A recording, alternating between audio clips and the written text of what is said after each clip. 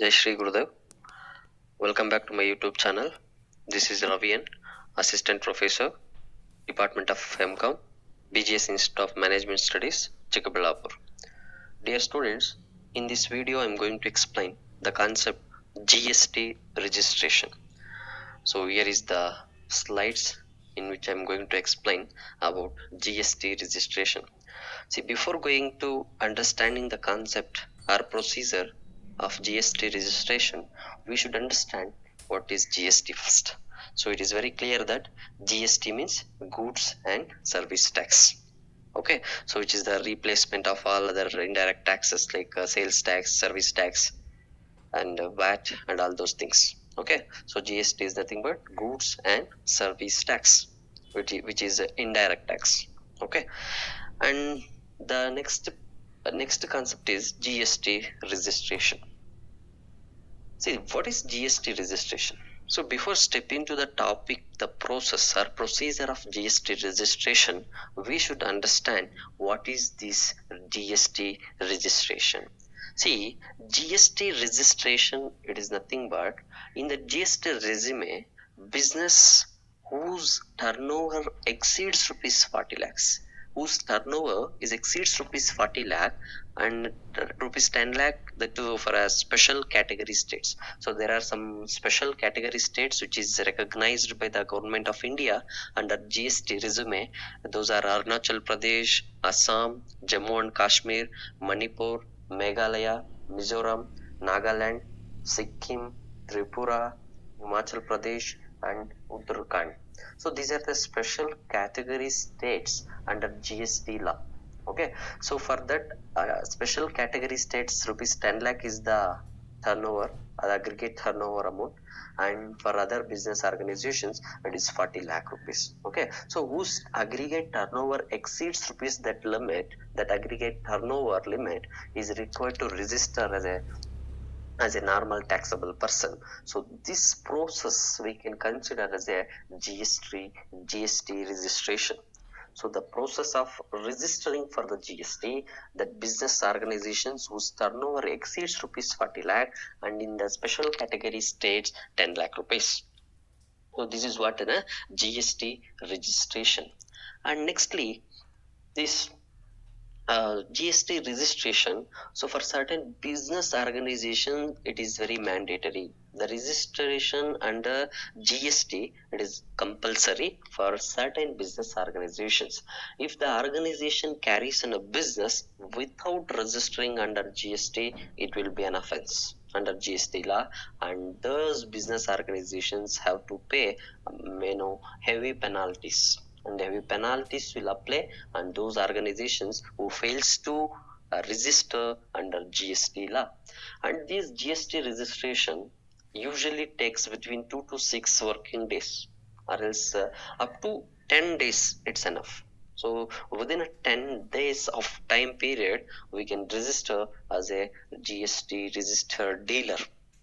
Okay, so now let me explain who can register for GST and who should register for the GST. So who and all has to register under GST law, to whom it is mandatory, to whom it is compulsory. Okay, let me explain that procedure. So here, the firstly, it is compulsory to the individuals who have been registered under the pre-GST law. So I have been already registered under Excise Duty Act, under VAT, under Service Tax, etc. That is what indirect taxes before GST came into existence. So those individual personalities has to register under the pre-GST, GST law. So it is compulsory for those individuals who already been registered under GST, pre-GST law. Okay, and nextly, the business organizations with turnover above the threshold limit of rupees 40 lakhs. Already told you, the business organizations who have limit, turnover aggregate limit up to rupees 40 lakhs, more than 40 lakhs. In special category states, that is rupees 10 lakhs. So we already know that which are the states comes under special category under GST law. So there are 11 states so which are treated as a special category. So those are Arunachal Pradesh, Assam, Jammu and Kashmir, Manipur, Meghalaya, Mizoram, Nagaland, Sikkim, Tripura, Himachal Pradesh, and Uttarakhand. Okay, so these are the special category places in which the maximum limit is rupees 10 lakh for the registration for GST, registration under GST, and for other business organizations the maximum limit is rupees 40 lakhs. Okay, so the business organizations whose turnover is up to rupees 40 lakh in special category states it is 10 lakh, so they has to register and they compulsorily has to register under GST resume or the GST dealers. And next person, agents. So agents of a supplier and input service distributor. So who are the agents? So that is a middlemen or brokers. So where it may be the agents who are appointed by the supplier or who has been recognized as a agents of the suppliers of the manufacturers or any input service distributors or input service providers. So they has to register under GST law. So agents in the sense the middle persons. So for example, so a company has manufacturing the goods. So that a company is going to transfer possess goods to other middlemen agent to sell those goods in their locality. That middle person or that agent is the agent of supplier. Okay, so an input service provider. So for example, so sim card, Geo SIM card. So Geo company is not able to provide a service in our local locality, in our locality. So the middle person, agents will provide that service. Agents will going to provide the Geo service in our locality. So the service provider, the main service provider is Geo Company Limited. So that middle person, that agent also need to be registered under GST. Okay, any agent of supplier or any agent of service provider or service distributor has to register for the GST and has to register under GST resume. And next, those paying taxes under the reverse charge mechanism. So here is the important thing that you have to know compulsorily: reverse charge mechanism. What is this reverse charge mechanism? See, reverse charge mechanism, it is a mechanism where the recipient of goods or services is liable to pay tax instead of the supplier. They has to pay, the recipient of goods or the recipient of services has to pay GST instead of the supplier, instead of the service provider. What is this? See, if any supplier or manufacturer not registered or fails to register under GST, if that unregistered dealer or unregistered manufacturer transfers the goods to the registered dealer. See, unregistered dealer is going to transfer the goods to the registered dealer. See, usually the registered dealer has to pay the GST, or usually the supplier or manufacturer has to pay the GST at the starting, at the first. Okay, then the supply will goes, that supply chain will goes like to the middle persons or agents or wholesaler, retailer and customer, like that. But in this reverse charge mechanism, if the manufacturer or the supplier of goods or the input service provider fails to register under GST, they are called as unregistered dealers. And if that unregistered dealer transfers the goods or provides services to the registered dealer, and that instead of that supplier of goods or instead of that supplier, manufacturer of the goods or service provider, that's recipient of that goods or the recipient of the services has to pay GST. So this is what reverse charge mechanism. Okay, so simple, the recipient of goods and services has to pay the GST instead of the supplier. Okay, that is what reverse charge mechanism. So those paying that charge, and what comes under that reverse charge mechanism also has to be registered under GST. And nextly, the person who supplies via e-commerce aggregator. So you might have know the e-commerce aggregator. So the e-commerce aggregators are the persons who don't produce the products, but who don't, who are going to provide a service. Example, Flipkart, eBay, and Amazon. So these are the companies which are providing a service as well as which are giving the goods to the customers instead of the manufacturer.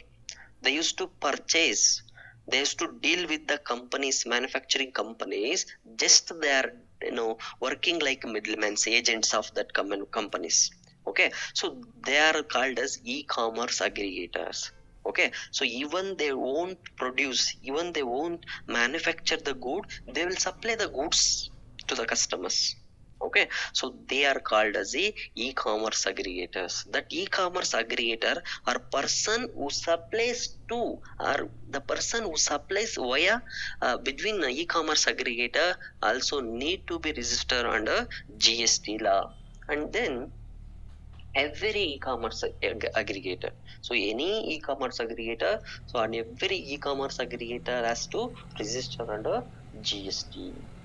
And nextly, a person supplying online information and database access or retrieval services from a place outside India to a person in India other than a registered taxable person. See, any person who is supplying us an online information from other country or online database access from other country to a person who is situated in India. Okay, so that unregistered taxable person or the registered taxable person has to register under GST regime. So under GST law, those persons who are supplying the information through online or database access and who retrieve the services from place outside India to an Indian person, they has to register compulsorily, mandatorily under GST law. So these are the person who need to should register under GST. And next thing is procedure. This is what important in this topic. Okay, so the GST registration procedure. What is the process has to be held, and the compulsorily the dealer who is going to get registration under GST regime has to follow some steps. There is a procedure for getting a GST IN number. GST IN number, that is a goods and service tax index number. Okay, in order to get registered under GST, there is a process, we can say steps has to be followed. So what are all the steps? See, here is the first step, that is application for registration. This is the first and foremost thing has to do by the applicants, that is application for the registration. So here, whenever the person is going to pay, registered under section 25 of the GST, and who is willing to register, or who is seeking registration under section 25 of the GST Act, so that person who is called as a applicant shall, before applying for the registration, has to declare his permanent account number. So before applying for the application or for the registration, the person has to declare his permanent account number,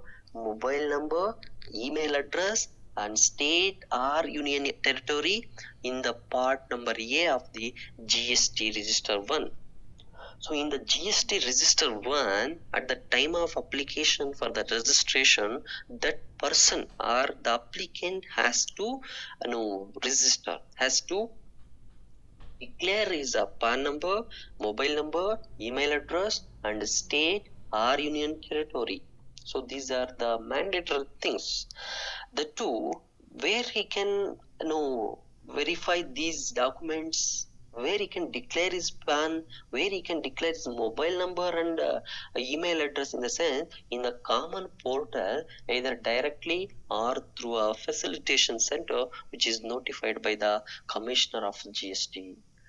And nextly, the PAN shall be validated online by the common portal from the database maintained by the Central Board of Direct Taxes. So CBDT will take care of all that PAN registration and PAN maintenance. That is permanent account number maintenance. So PAN can be taken, and PAN permanent account number can be registered in a CBDT only. Okay, CBDT has the authority to issue that PAN and maintenance of that PAN. Okay, so if any person has registered as a PAN, who has got the PAN number, that PAN number has to be verified and validated online. The two in the portal of the GST or any notified center of the which is notified by the commissioner of GST. And the mobile number can be declared and verified the two through OTP. So one time password will be sent to the said number, and then after entering that OTP you can verify your mobile number. So as like that, email address has to be declared under the GST law, and that can be verified through a separate one-time password sent to the said email address. Okay, as like phone number, as like mobile number, so one-time password will be, OTP will be sent to the mobile number, then you can verify with that OTP. Again, email address you have to enter, and that email address will get a one notification, that is with one OTP, separate OTP will be sent to the email address, and that has to be verified by the person or applicant. And successful verification of the PAN, that is a permanent account number, mobile number and email address, a temporary reference number shall be generated and communicated to the applicant, and the two on the said mobile number and email address also. Okay, so once the registered, once that applicant has verified and a successful completion of the verification of the permanent account number and the mobile number as well as the email address, so that the person will get one temporary reference number, so and that to auto generated by the portal or any notified center of the GST, so that will be sent to the mobile number as well as to the email address. So by using that reference number generated under the portal, so applicant shall electronically submit an application in part B of the form GST registration 1. Okay, so here what I'm going to tell you is, so once the applicant has verified with the PAN, mobile number and email address, one reference number will be issued, and by using that reference number, that applicant has to electronically has to submit the application in the form B, that in the form registration 1, GST registration 1 in the part B. In the part A, verification. In the part B, application has to be sent electronically, and that must be duly signed and along with the documents which is required, like Aadhaar card, PAN number, and other details which is required, the two in the said format at the common portal, either directly or through a facilitation center notified by the commissioner of GST. Okay, so that applicant can be apply for the registration electronically through a common portal, or either directly or through a facilitation center notified by the commissioner. The two, especially you should make a note of that part B of form GST register 1. In that form only as to fill the application. And the receipt of an application under sub rule 4 of the GST, an acknowledgement shall be issued electronically to the applicant. Okay, so once the person or once the applicant has filled in the application form, the two electronically, so automatically acknowledgement shall be issued electronically. Okay, so to that applicant in form GST 2, GST registration 2. Okay, in the GST registration 1, application has to be sent to the portal, and automatically one acknowledgement will be printed electronically, and that electronic acknowledgement will be given to a applicant in the form GST register 2. Okay, and after completion of all these things, a person applying for registration as a casual taxable person shall be given a temporary reference number. So shall know that casual reference number, the two which is given by the common portal for making advance deposits of tax in accordance with the provisions of the section 27 and the acknowledgement under subrule 5 shall be issued electronically only after the said deposit in the electronic cash ledger. Okay, once the applicant had deposited the required amount in the cash ledger electronically, that person will get the reference number for the GST registration. So this is what the first step.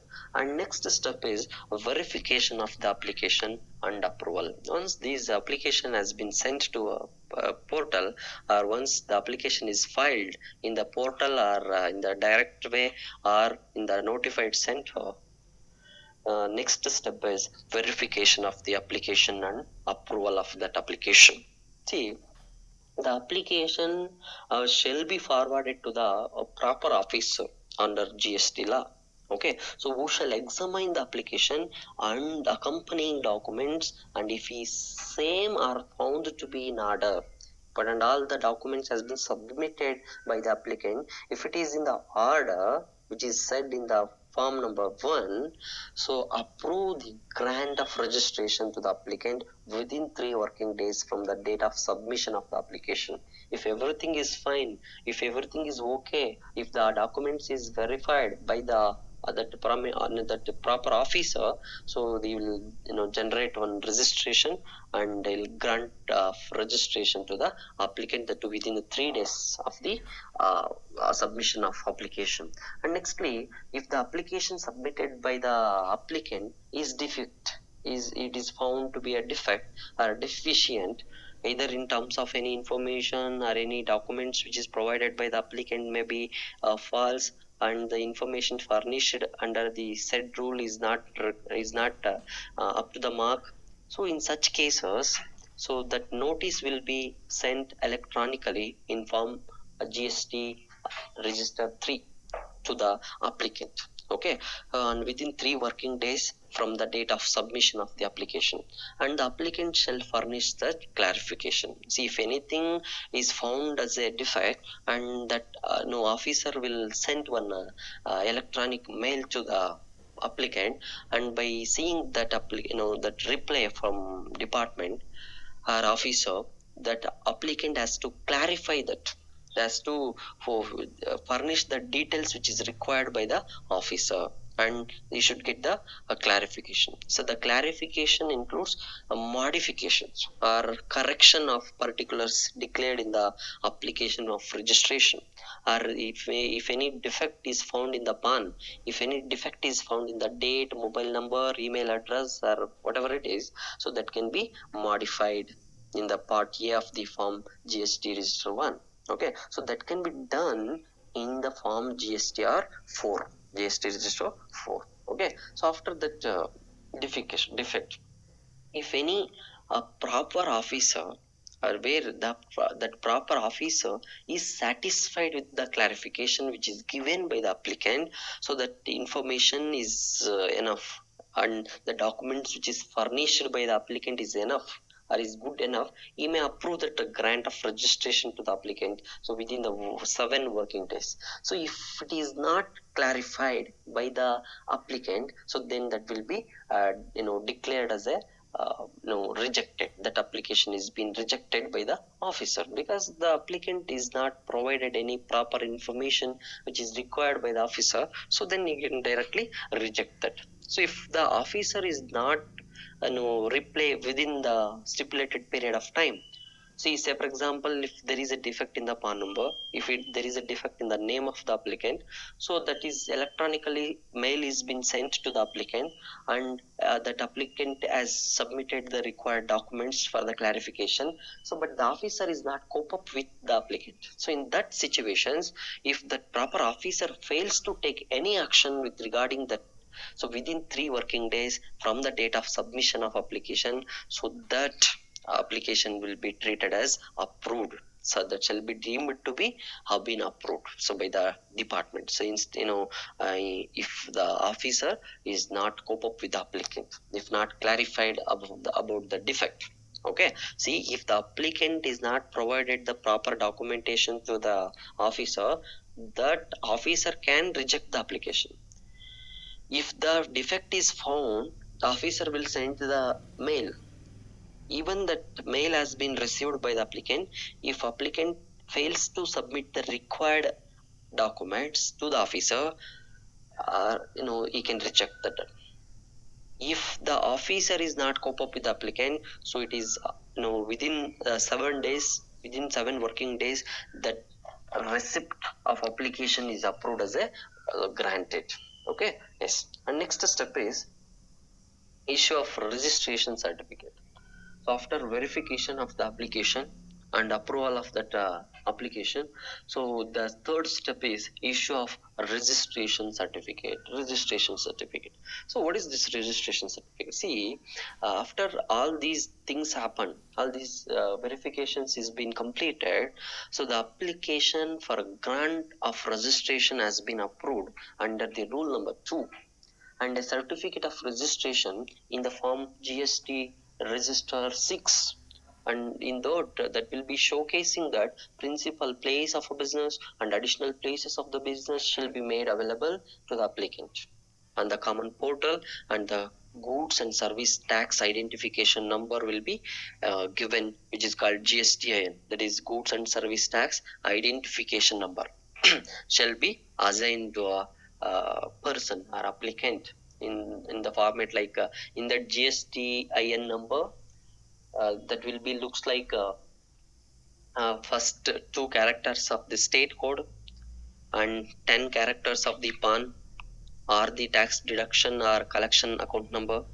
and next 2 characters for the entity code, that is business code, and lastly one checksum character. Okay, totally, so 2 plus 10 12 and 14 15 numbers, 15 alpha numeric will be the GSTIN, goods and service tax identification number, and that registration shall be effective from the date on which the person becomes liable to registration, where the application for registration has been submitted within 30 days from such date. Okay, and nextly, that application, that number has to be showcased, and that certificate of registration made available on the common portal shall be digitally signed by the proper officer under the act.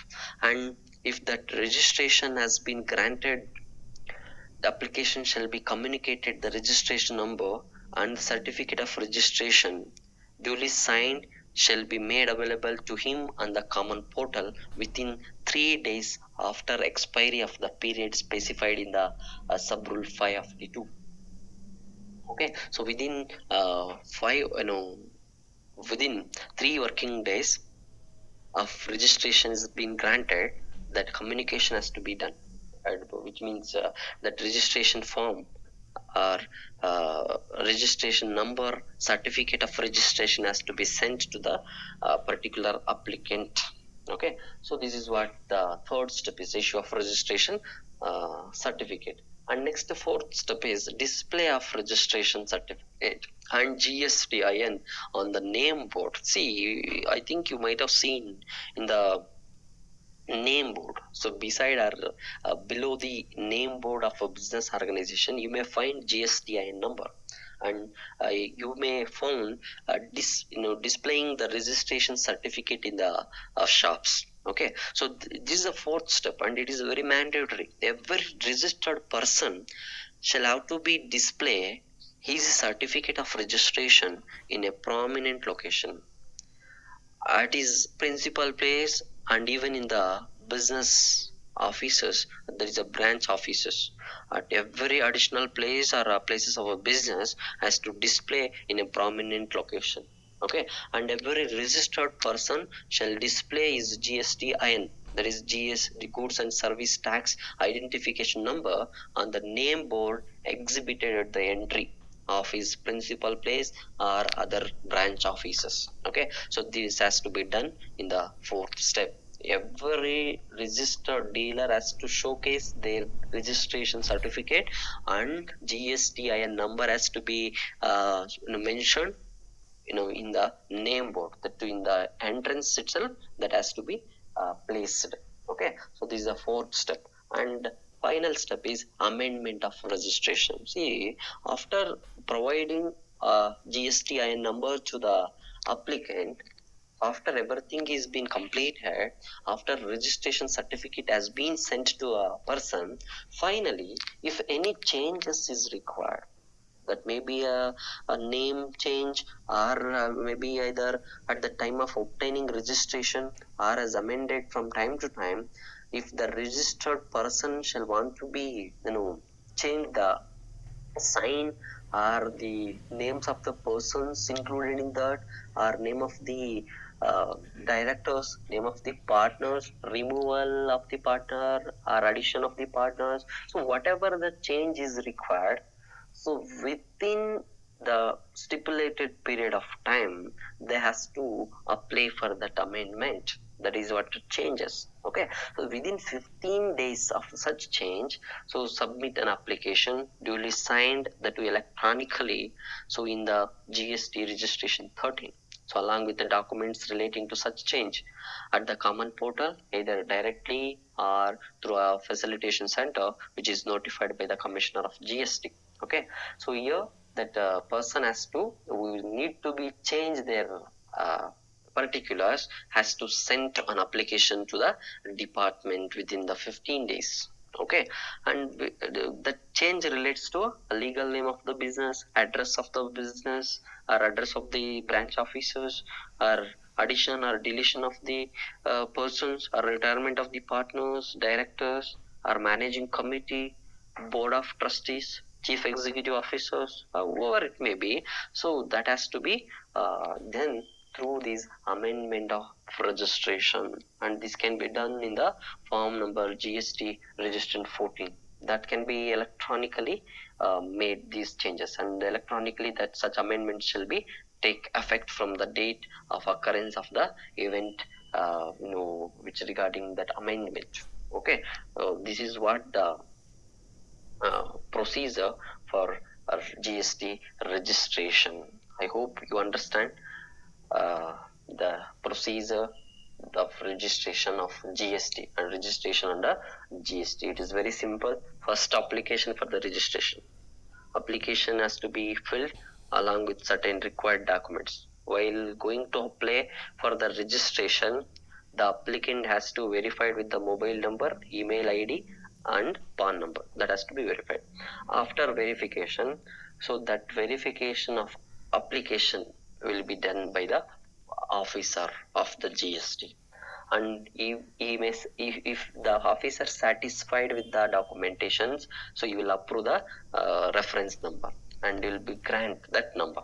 And after that granting an approval, so GST registration certificate will be issued to the applicant. After issuing that certificate and GSTIN number, the person who received that GSTIN and registration certificate has to display that registration certificate in the prominent place and GSTIN number on the name board.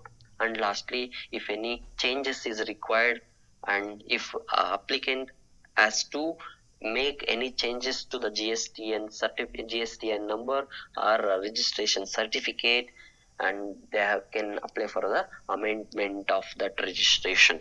Okay, so this is very simple. Okay, hope you understand. Thank you all. Jai Shri Gurudev.